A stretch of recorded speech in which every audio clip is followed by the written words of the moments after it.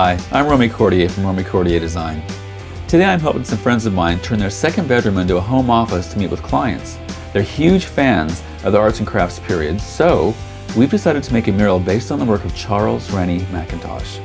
So let's get started. So this is the mural that I've created for the room. The mural helps us separate the room into two regions. The lower region is going to be the seating area, and this grid that's here actually almost acts as a wainscoting, and it divides the room from the upper area, which is going to have the decorative aspect, which are these large-scale roses. These roses are inspired by the work of Charles Rennie Mackintosh, and sometimes the rose is actually referred to as the Glasgow, Scotland logo. There seems to be a spirit that comes through in using plant life with the grid and the geometry that you'll see in his architecture and in his furniture design. And the rose was just that little bit of warmth. It made it more human and less sterile. Now, the Victorian era was the area that was very prominent before this new kind of modernism that was taking place at the turn of the 20th century. So this grid pattern you'll see in the work of Gustav Stickley, Charles Rennie Mackintosh, and Frank Lloyd Wright. It helps separate the Victorian era from the new modernism that marked the 20th century. You'll look at the Willow Tea Rooms and the Hill House and a couple of his other homes here, and you'll see how clean and light and fresh these homes look. They're not cluttered. There's beautiful adornments on the wall with a lot of sketches, a lot of murals. They actually used a lot of murals in this time period to help tie in the furniture to the rooms. Charles Rennie Mackintosh only completed 10 of his architectural designs. However, he created over 400 pieces of furniture that still stand the test of time today. Think about IKEA, Danish modern, clean, crisp lines. The bookcases, the furniture, do it yourself, put it together. A lot of clean, simple, square lines.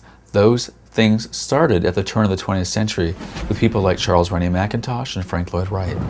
All right, let's get this furniture out of here and make the magic happen. What we're gonna do is put down white, our undercolor for the grid, and that'll give us a clean palette to work from on this wall here. I forgot my toolbox today, so I didn't bring the spackling paste with us. So what we did is we used toothpaste to fill in the little holes on the wall, so that way when we paint over this, it'll be very smooth. So this white color that I'm putting down is gonna be the underneath area for our grid. So I'm just gonna put it in the approximate area that I know our grid is gonna go.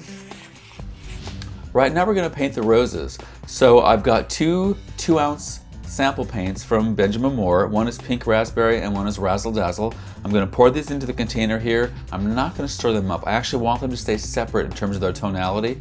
I want to create a little variety in the overall effect of the rose instead of having one solid opaque color.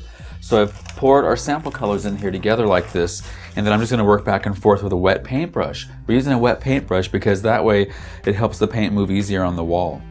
And I'm just going to create kind of an irregular odd shape that I will actually define later with the dark color that we're going to use next. I'm putting this on fairly thick also because I do want one coat to cover this. It actually works nice having the darker red around the edge. It creates more roundness in the flower. I started with our center rose first. That way we'll know how to position the two roses that are going to go beside it on either side.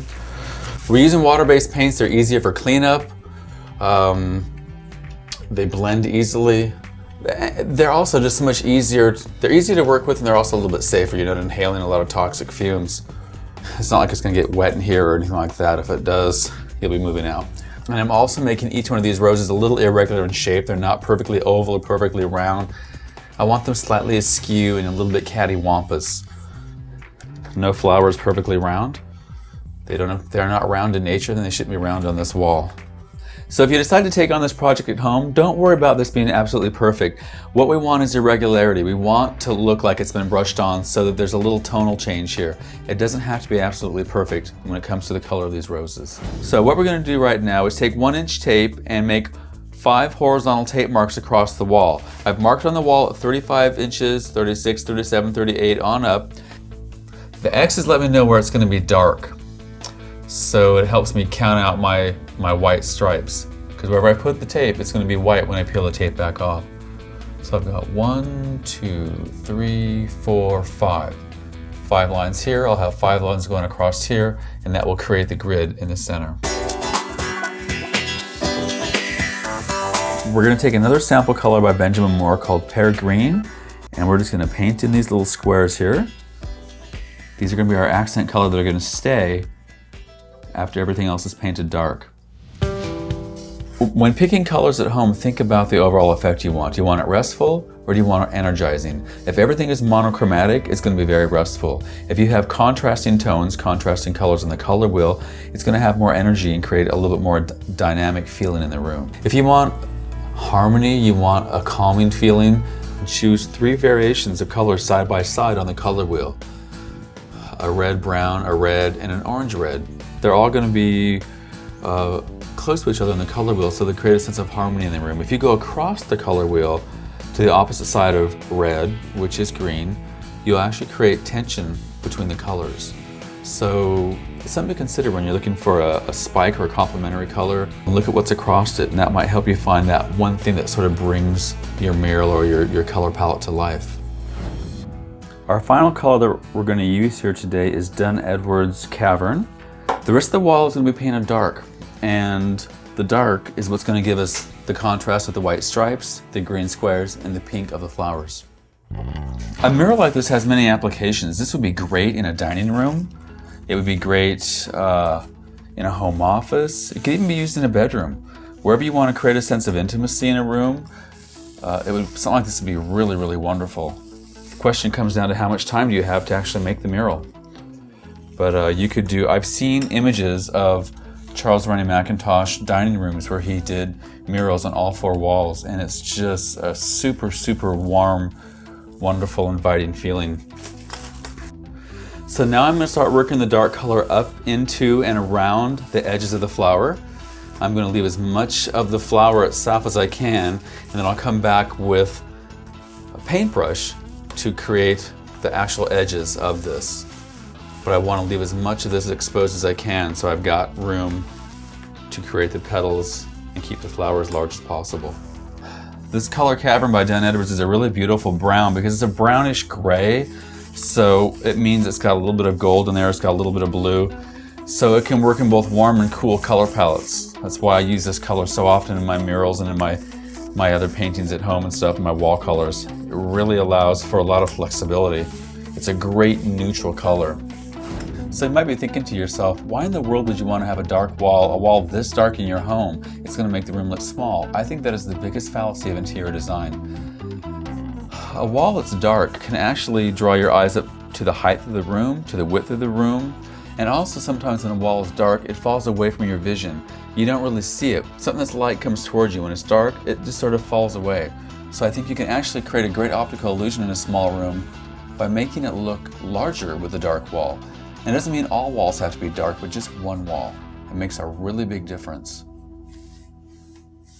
So what we're going to do now is take this paintbrush and whittle it down to a point so that we can go in here and create the petals of the flower. And these paintbrushes are pretty inexpensive. They're under $1, so if you mess them up, no big deal. But I just want to get a nice point so it's like a watercolor brush. And so I'm going to create oval shapes and boomerang shapes. And this will actually give me the petals of the flower. I'm going to start in the center and work my way to the edges. And you can see I've created a sort of off-center oval in here. And as I work away from the center, the petals will get larger and larger. What makes this a Mackintosh rose is the fact that you're looking at it from a plan view from the top. You're not looking at it from the side. So you can see what I do is I push these lines as far as I can to the edge of the flower. And then when I've gone out as far as I can, I erase the edge here. And then the flower almost appears as it's coming through the paint. Okay, we're putting the finishing touches on the last rose, and then we're going to show you the big reveal. We're going to take all this tape off and show you the whole mural.